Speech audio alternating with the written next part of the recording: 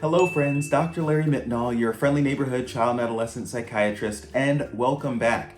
The theme of this video is actually thanks to you, who commented below on one of the early parts of the series that I started a few weeks ago on getting folks started in what a child and adolescent psychiatry visit looks like. And so someone aptly asked, well, how do we even find one? So let's spend a few minutes talking about that, some great resources and things to share. I'll also include some things in the tab below, so you'll want to look there to also find some additional resources. And let's get to it. And just before we jump into finding a child and adolescent psychiatrist and tips for doing this, I'd like you to find the like button. Okay, that again allows us to reach more families who might be in need of information like this and some ideas to help their children thrive. So thanks for doing that and for joining the mission. And let's get to it. Idea number one, if you're looking for a resource to help you find and identify a child and adolescent psychiatrist in your community or in your state, I would start with your pediatrician or family medicine physician, your child's doctor. Now, why is that? Well, the pediatrician that your child sees knows the most about your child, knows their medical history, and often they're our first line in getting care for kids that might be having behavioral or mood related struggles. So if you haven't brought that concern to them, that can be really important, and often there are things that may be able to be solved there without needing to go further and look for a specialist. And the other thing is they are really well trained in a broad array of things. But one of the coolest sources of their knowledge too is that they are likely to know the specialists in your community who do this type of work day in and day out. And so tap into their brain, see who they know, and they can often give you some recommendations for individuals who also see kids, see families, to come up with ideas to help them thrive if they're finding that they're running into some roadblocks along the way. So my second avenue of advice or thing to consider would be contacting your local academic or medical center. Okay, often these centers are centers of excellence that produce physicians who are also researchers engaged in finding the new, latest, greatest, and best treatments. And so often they're kind of an untapped resource. Sometimes it may take a little bit longer for kids to get seen there, depending on the volume and because they may be seeing kids from a very broad geographic area.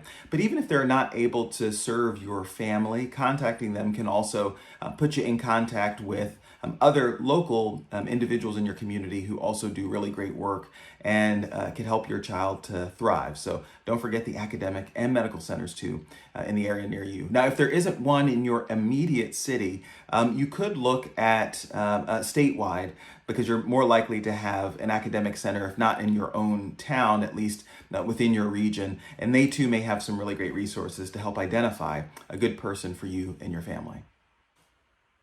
So number three option to consider would be the interwebs. So there are a couple of websites that I will direct families to or give out, or you'll find even on my website as well, that help people kind of identify a person near them who practices. So the first of those resources is the American Academy of Child and Adolescent Psychiatry.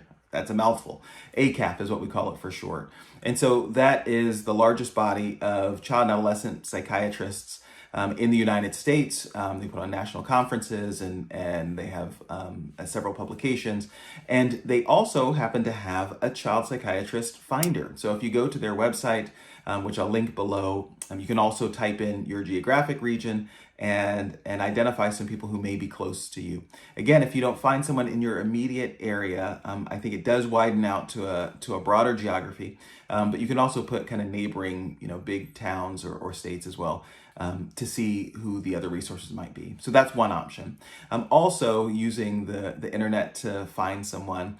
There is a department under the Health and Human Services that we refer to as SAMHSA, so a Substance Abuse and Mental Health Services Administration, and they too have a service finder that can be helpful, and including a phone number. And sometimes it's just helpful to have a person to talk to. I mean, as you've noticed from the first two examples, these are people, and I find that it's sometimes easier to gain a little bit of traction than to just go through the minefield of hunting and pecking on a keyboard and trying to find someone to help.